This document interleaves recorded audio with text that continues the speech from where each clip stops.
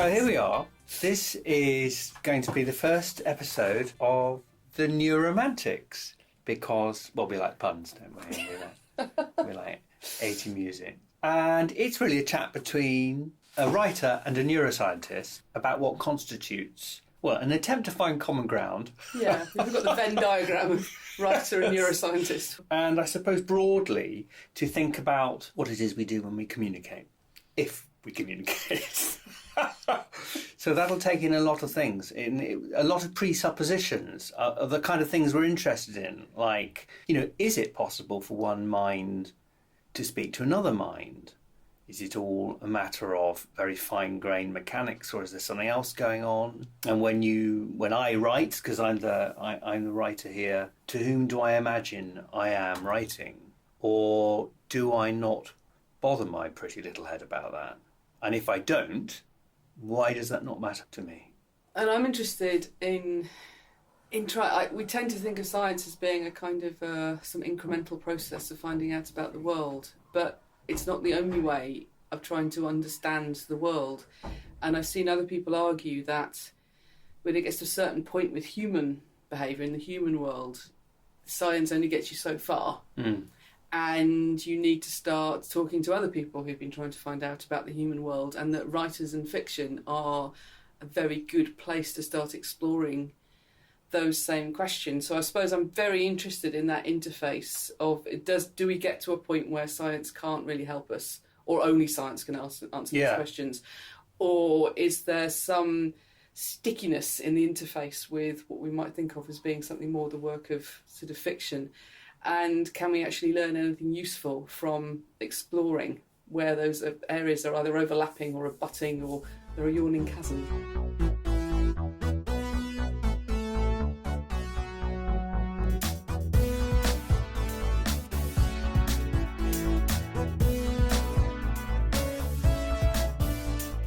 Immediately, it makes me think about process, which is something the whole sort of, creative writing community is very keen on.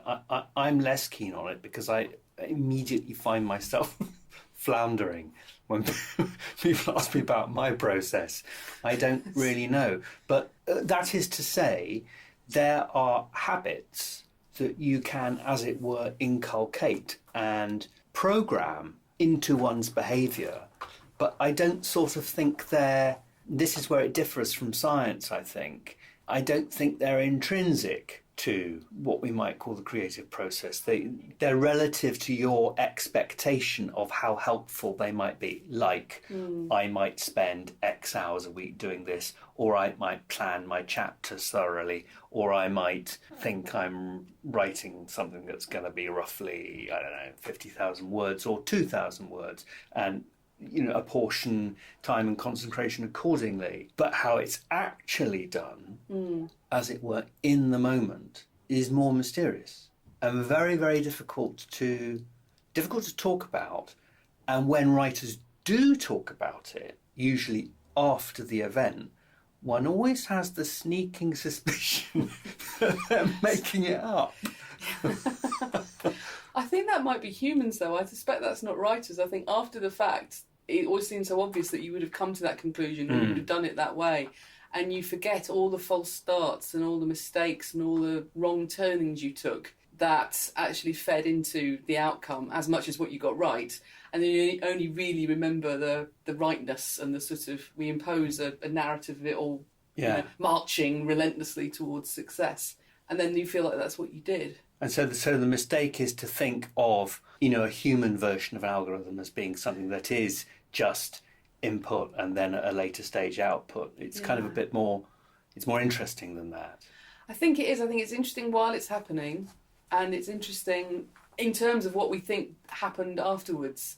How we kind of tell a story about what we did, and as soon as we start telling a story about the things we did, we're always the hero of the story, and we always kind of get everything right. And it's a narrative with a structure that is familiar to us and safe, that isn't really getting at what necessarily really went on. So there's an argument that says, like, in the moment, a lot of what you experience as feeding into the decisions that you make is all really a description after the fact of what's gone on. And that the sort of your access to those processes is only really following them having happened. So consciousness is almost sort of telling you what you've been up to, like a continual wave of you're on the other side of everything having been sorted out and happening, and then you make it feel like the conscious part of it made that happen, but it's possible that wasn't what was happening at all. And in retrospect, all just collapses down into I was making narrative sense of it at the time, and I make narrative sense of it in the past when I look back on it, but none of that necessarily, in terms of the story I'm telling, speaks to anything that went on in terms of why I did the things I did, how I solved that problem, how so I... you're telling a story. The dynamism is between certain discrete things that might have happened, but how they actually now feed into your present circumstances. So the present is always kind of repositioning itself, both in terms of, you know, actions and things you do, and the moment of telling the story about those things. Exactly, and that seems to interface with what we largely are and are not conscious of. So there's something called the conscious moment, which is about 200 milliseconds long, which is when we think things are happening, and that's all, of course, it's all just happened. But you're sort of describing it to yourself within that window as it moves forward through time. And there's lots of stuff you don't really have access to in that. I couldn't tell you or have any sense of how I'm sitting upright in this chair. But there's quite a lot of cognitive or brain neural resource being put into stopping me from just sliding straight onto the floor. Yeah. Most of those are entirely unconscious, and that's why they can be hard to deal with if things go wrong. But they can be potentially conscious, though. I think that's certainly one of the arguments. You can learn to get more access to that. So a lot of learning a skill can involve getting some access to things that you're not normally conscious of. So if you talk to people who do things with their body in sports, they will have a way of describing what's going on, or that sort of language and access to sort of sensory motor processes most people don't have any access to. And the same, in my limited experience, is true of voice actors. Voice actors and impressionists and singers have a whole kind of way of thinking about what their voice is doing that most people don't pay any attention to at all and would struggle to do so.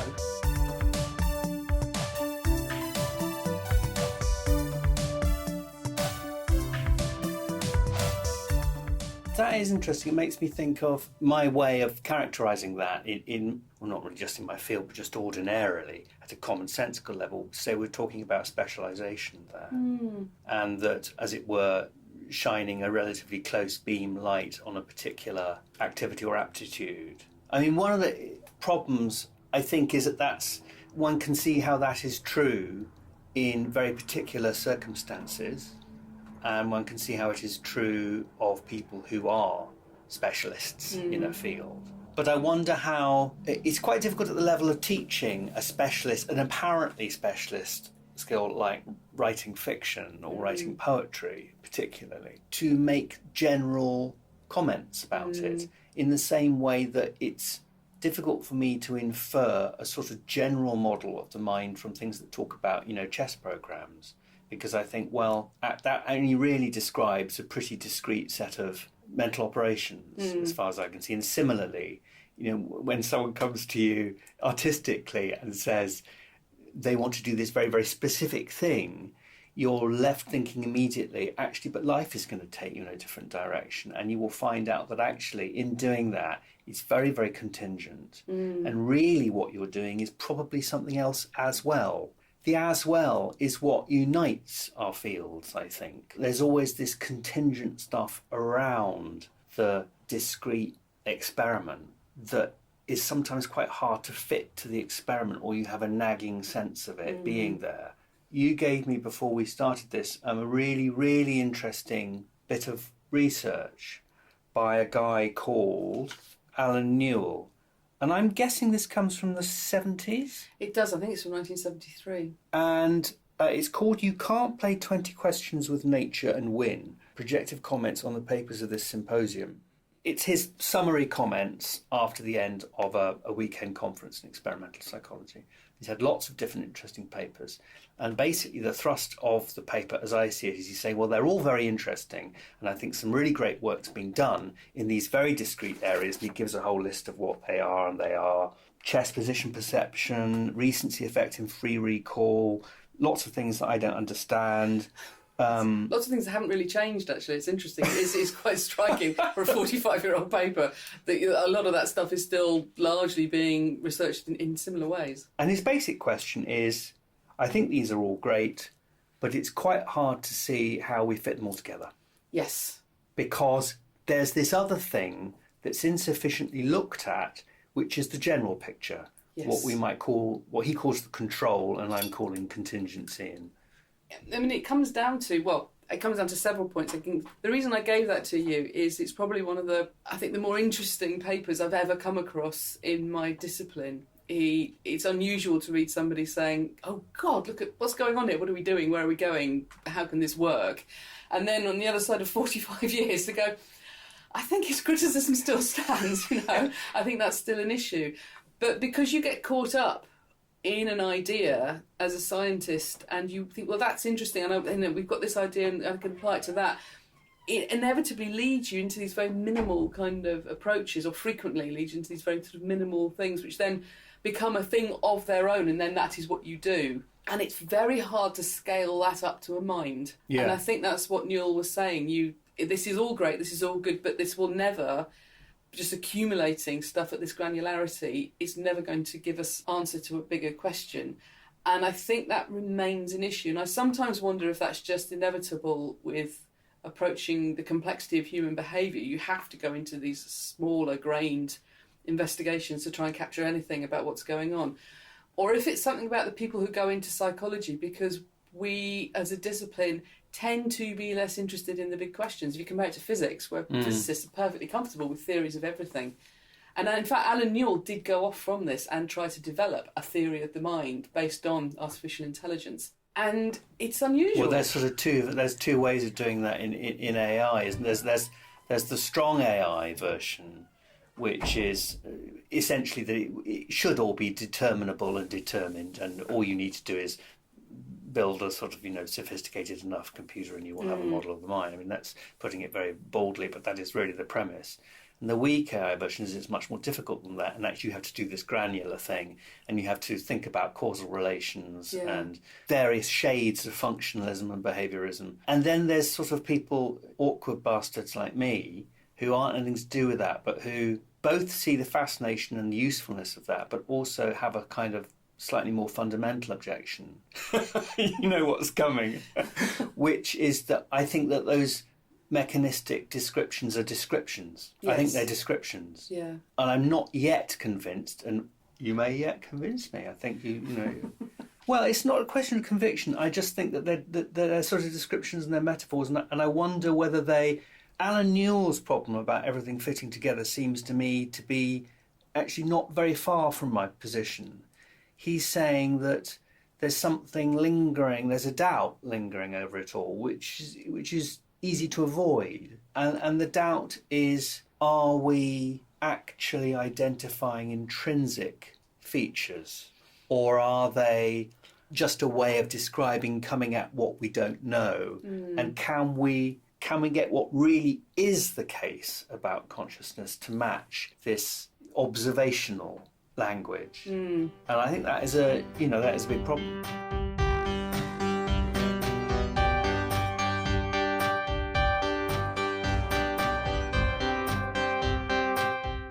One of the things that's been interesting about working with being able to sort of ask these questions of the brain has kind of given us a framework for some kind of constraints on what it is that we're addressing. But I think there is still something missing, and you find it, I think, most often in descriptions of theories of consciousness, but actually it applies across the board, which is, are you just redescribing tasks and phenomena which you ascribe to consciousness or unconscious processes, or are you actually capturing their mechanistic processes in some way that, to use your words, is somehow intrinsic, and you're getting at the model underlying this, the thing that is giving rise to this behaviour. And it is hard, and it's easier in a way to sort of play around with a paradigm and find out the things that do or don't affect that paradigm. Ask your 20 questions of nature. But it is more difficult to try and work out what could be actually underlying that. I mean, to give a concrete example, this speaks back to my PhD. One of the things that's interesting about human speech is that within any one language, you have that language will have a kind of a rhythm to it.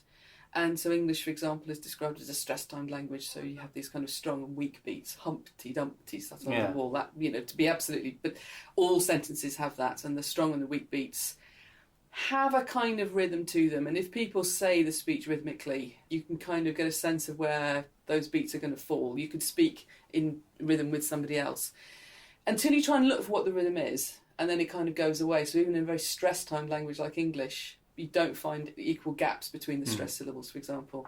And then there are lots of other language like French or Japanese, where the rhythm system is different again. So French doesn't have stress, and French syllables frequently have more kind of even timing, je, monsieur, renard, l'éléphant kind of rhythm.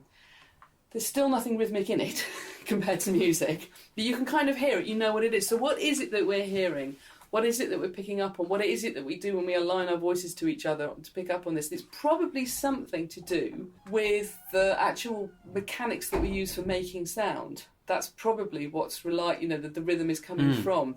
But trying to reverse engineer back to what that could Very be hard. is incredibly hard. I've been fiddling around this for nearly 30 years. I have a new PhD student, which is why it's fresh in my mind, and she's been trying to ask the same question. And I think, will we ever get there? Are we ever going to be able to reverse engineer back to this? And it's possible that we won't. And we're finding out some very interesting stuff along the way. We're finding out that breath is much more important than we thought it was, and that might be another constraint that's feeding into this that we haven't really looked at. But that's what we're trying to do with everything. We're finding these patterns. We're trying to see if we can reverse back to what the underlying mechanism is. And only really when you've got to those mechanisms do I think you're kind of starting to satisfy your point about what's intrinsic about this system. What are its properties? How could I describe those? And it may be the case, I think that's interesting, that's an old sort of, this is a Greek problem really, that there's sort of two ways of looking at the world. There's one, there maybe are simple laws underlying all this complexity, and that's what we're trying to find. And that's a sort of Platonic, I think. I say yes as if I know. I think it is. Or let's and then there's the sort of the idea that you do simple things, but they have very, very complex consequences. So it's turning the pyramid in its head there. You're saying, not I've got all this complexity and there's something simple underneath it, but you can do a simple thing and it gives rise to something very complex. And the sort of game of art, I think, often is you're doing the latter. You're setting simple things in train and you're seeing what kind of complexity comes out of it and how you can contain it. And often in observational science, you are sort of doing the reverse. You've got complexity and you're trying to find what it is that gave rise to it.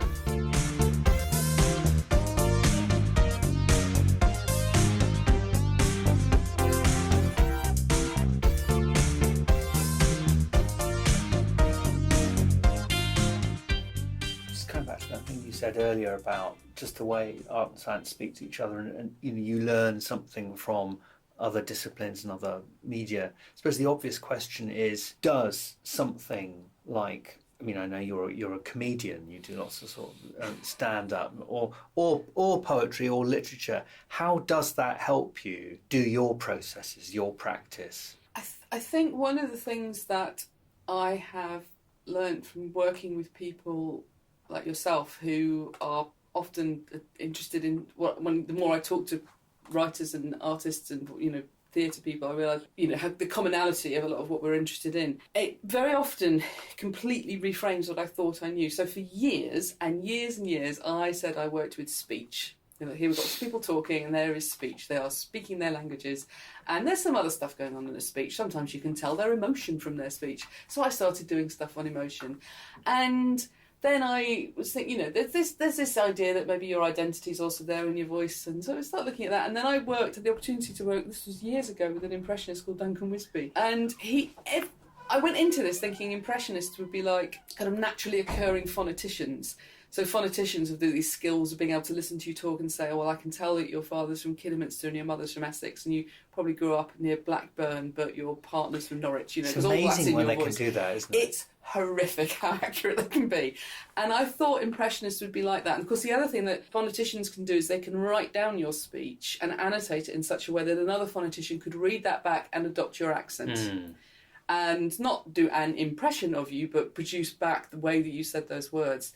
So I thought impressionists must do something similar, and I could not have been more wrong in almost every single detail. So not only do they not break the speech down and then add it back up again, they're taking an even more frequently a kind of holistic view, the whole person. They are as likely to talk about how the person moves and what they do with their eyebrows as they are to do with what the voice sounds like. They use terms like where the effort is in the voice, and all these things we never talk about in phonetics. And I think that's really interesting, because in the first example of breaking something down and writing it down and then reconstituting is absolutely a reductionist, then an interpretative act. That's what it is. Yeah. Whereas I think the impressionist, he's doing something very odd, actually. An impressionist is this mind thing, they're trying to get at what it's like to be the other person, precisely. Not just the sort of baseline commonality of accent and so, however you might want to describe it. They're trying to actually get at the mysterious part, which is, all the, I don't want to use a sort of jargony word, but all the qualia that go not with just, how someone sounds and how it feels but how it feels to them to do that. Because that's what makes us laugh. I mean, when I was first talking to Duncan about it, on exactly what you say, one of the things in doing impressions is to be the first person to do someone. And it is more like a caricature than it is like, they don't tend to do direct mimicry. They tend to put all the idiosyncrasies of somebody's voice in all at once so that it becomes recognisable and funny. But Duncan's first person that he did, who was sort of people hadn't done before, was Paul McCartney. He was the first person to do Paul McCartney. And he'd started to try and get into Paul McCartney, he said, because he thought it would feel nice to speak that way. And I thought, how strange, what an odd way to describe it. That's really interesting. But it is exactly true. And this is a really grim story, but I only really realised the truth of this a few years ago when a very, very dear, my closest friend, just dropped dead. And 1 minute's there, 1 minute gone, I found myself, and I still find myself now talking like him in a way I didn't used to when he was alive. And I'm doing it quite deliberately to sort of keep him around, but also because it actually feels good.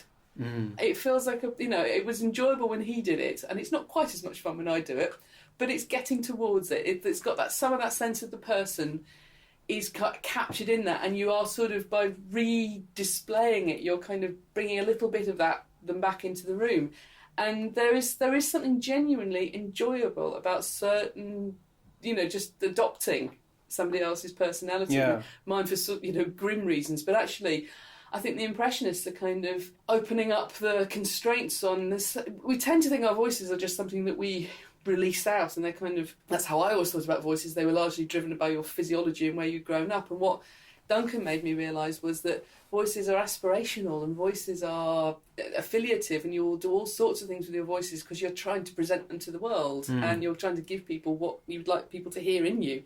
So it's actually, Anne Clark has written about this as well. I think they're musical as well, actually. They are. They're musical. It is music. It's the first music. It's the first music because it's so much to do, I think, with pitch. When you remember someone's voice and it speaks in your ear in that way, something in your mind is creating kind of very, very beautiful caricatural abstraction of what the person was like in order to embed that thing in your mind. And it's often to do with the pitch of their voice.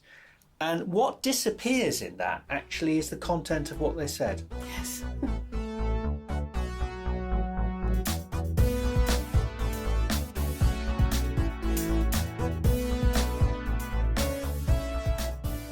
I mean, I was on the phone the other day with my dear friend Stevie, and we remember we remember two things in particular from my past, which really makes us laugh still. One was a contributor when I was working at the TLS who always used to be late with her copy, bless her. And she used to ring up on the day of having to produce the copy, and she would just ring up and she'd go, "I can't do it, Will.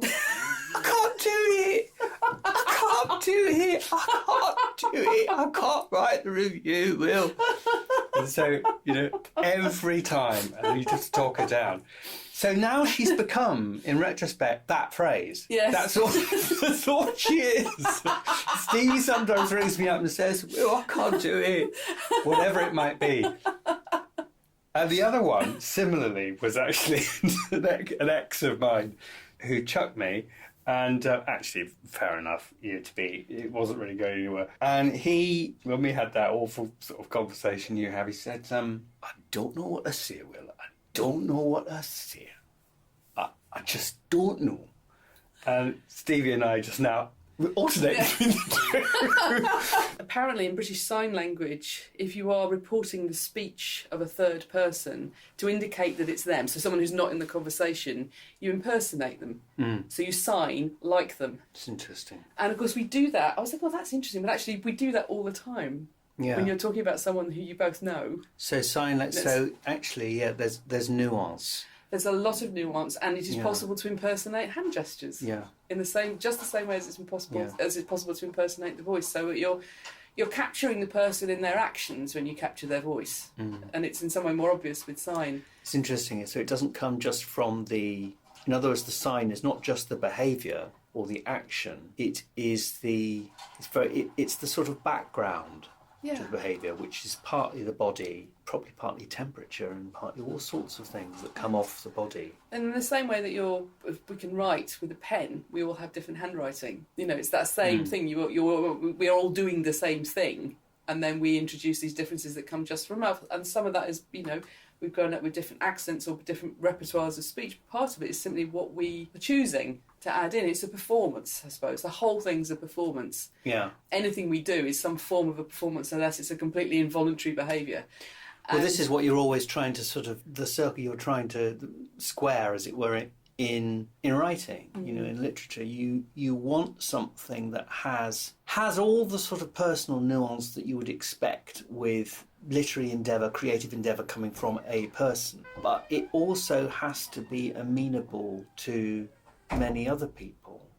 So your nuanced deployment of language must still appeal as a system that can be commonly interpreted at some level, and where it isn't, that's where people ascribe, difficulty to it and say, oh, you're a very difficult writer, or this is very modernist, or I don't understand it. Yeah. I don't understand poems because they're in unfamiliar shapes, and what are all these short lengths and little things happening that I don't feel I understand. And what gets missed out there, I think, is that quite often it's the difficulties. It's just a way of seeing it that's wrong, because it's the difficulties, it's this nuance that's pleasurable. Actually, it's the nuance that is also common, because we all have something distinct. Yeah. And those sharp edges, as it were, are actually also, as a feature, shared. I suppose, we're coming back, I'm going to keep coming back to voices and bodies, but it seems, so we've got things in common when we talk, but the stuff that we're bringing in that's just us. Yeah. Are you saying that we share the fact that we do that? Yeah. And I think accent on the page is something a bit like that. Yeah. I don't know whether you want to say a little bit about this poem that we looked at. I sent Will a really long paper on the birth of the use of artificial intelligence to understand human cognition, and he sent me a really lovely short poem, The Sheepdog by Ue Fanthorpe, and it's beautiful. It's not a poem that I know, and it's about the nativity from the point of view of a sheepdog. Yeah. And would you like to read it? The Sheepdog. After the very bright light and the talking bird and the singing and the sky filled up with wings and then the silence, our lad says, "We'd better go then." "Stay, Shep. Good dog, stay." So I stayed with sheep.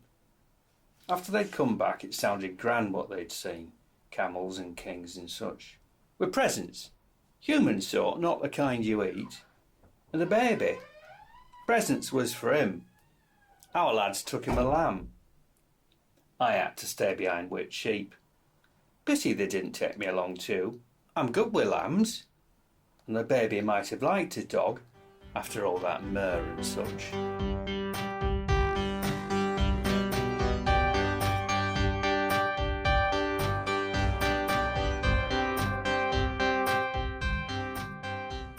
It's just charming. It's absolutely lovely. It's really charming. It's beautiful, and I love... obviously the voice is just perfect in terms of like that kind of flat northern, don't want to get too excited about anything sort of stereotype, but also the point of view the dog would have on this, Yeah. would quite like to play with the baby. And what a lovely idea also that it's a northern dog in Judea. Yes. You know, that hadn't even occurred to me. Well, obviously, they probably came from Lancashire, and it's quite clear, you know. But that seems to me quite important because one of the things that the poem is doing very slyly and beautifully is talking sort of about the dog's generosity and loneliness, because it absolutely sympathises with the human's predicaments and what they've done and understands it.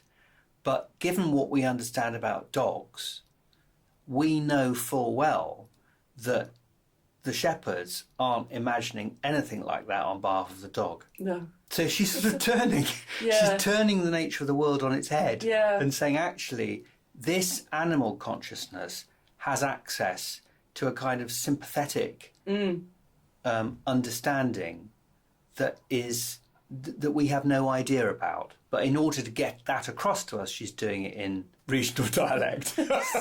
I also like the fact that it has kind of got the structure of a joke. You get a reveal, although this is one of the things, if you want to raise me to levels of uncontrollable irritation with my field, I get quite cross with scientific theories of humour, because they always have one thing. This is the reason why things are funny.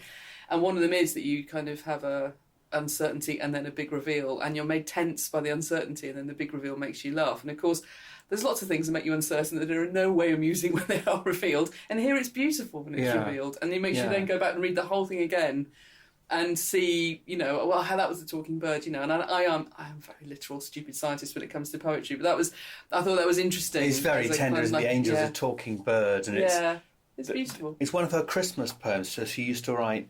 Ursula Fanthorpe used to write poems at Christmas for her friends, and in the end they were collected in a little publication. But I think she did this marvellous thing of just presenting lots of these sort of quite beautiful thought experiments about animals and people, and sort of dramatic monologues in ways in which you would never think, oh, it's a dramatic monologue, or you would simply go past all of that and fall into the scene, which is what we all want. As I think you want people to, well, no, it's not quite true. You don't always want people just to sort of be immersed in the situation. Sometimes you want the situation to be arresting and itself the object of interest. As I said, the difficulty sometimes is the interesting thing. But she has this very beautiful, like sort of surface of a beautiful lake. The work is sort of mirror-like in some way. You look into it and see your better understanding, your better self. And it's quite humbling. That can only come, I think, from a particular grasp of tone, actually. Maybe that's something we can look at next time. Well, I would very much hope so. I mean, there's so many different places I would love to go to talking with you, if that doesn't make you completely cold with dread. You will never leave my noisy office. But this is the worst tutorial I've ever been stuck in. But Fantastic. It's such there's so many different points to go off on, and I think, we haven't even started to think about why does this exist as a poem? Why isn't this a short story? What is this? Why is that such a satisfying length and story and everything, the words, the tone, everything, just as you say, it's like a perfect sort of object hanging there in front of you, and it's almost agonising to think the world could be full of these things and you haven't read them yet. But there's that, and what that, from the emotion and the performance and the creation, and what that's telling us about humans and their minds as much as any amount of science can tell us. Well, I think those two things you've identified there, the kind of scale, which goes back to the thing you were saying about the moment of consciousness, the conscious moment. Yeah. That's something we can pick up. I think that would be very interesting to explore, and I think we probably can't try to do that now. I think we should allow ourselves time to... Let's go and have a 2-week cup of tea and come back. And I'll try and find a more slightly crappy shorter Northern paper accents for you next time.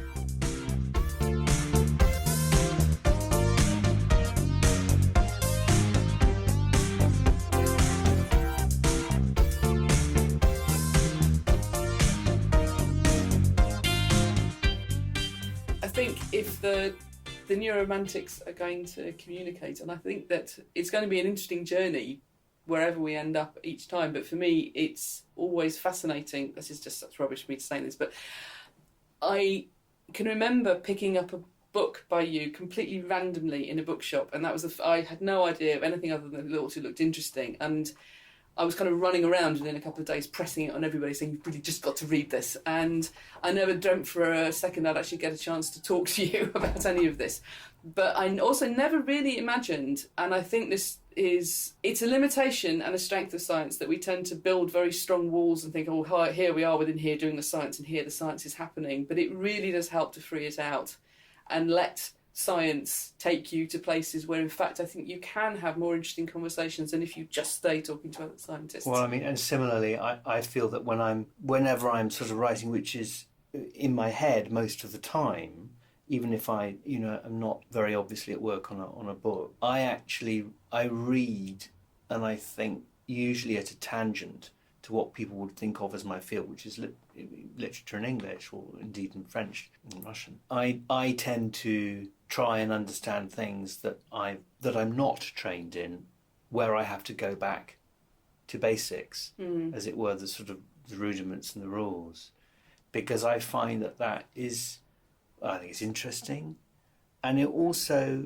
keeps you focused on the elements of things, rather than always have to be kind of approached again. There's always new ways to understand the world from the bottom up. And it's quite easy, if you have ambitions to write, books or relatively large scale things, to want to have written them, for the whole endeavour to become to get out of control and be too big and too onerous and actually thinking about things scientifically is a good way of keeping it, that beam shone on one chest square. Yeah.